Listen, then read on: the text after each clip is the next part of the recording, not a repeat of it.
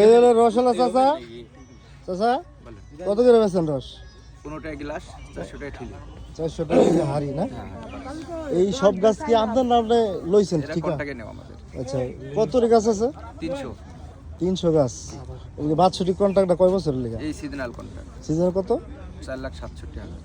4,67,000 টাকা। মোটামুটি যে লাভ তো থাকবে আল্লাহর রহমত। দেখা যাক মানুষজন গতবার কেমন আছিল? গত বছর ওই আর কি কিছু সংসার চলে কিছু আয় হয়। কত 5-7-8 লাখ হয় নাকি? না কত টাকা হয়? কত হয়? আমার হিসাবটা দিন মজুরের মতন। 1-1.5 লাখ তো হয় নাকি? এখানে কর্মচারী কয়জন আছেন? ও, কর্মচারী কয়জন আছেন? 5 জন। আপনার বাসা কোথায়? লালপুর না লালপুর। আচ্ছা। নাটোরে। ঠিক আছে, দোয়া করি আল্লাহ ভরসা ভালো ব্যবসা করেন, ভালো থাকেন। কেউ আসে দেখি সব। ঠিক আছে। এই যে রান্না বাড়ি করতেছেন এই জায়গায়। কি রান্নাছেন চাচা? কি রান্না করেন?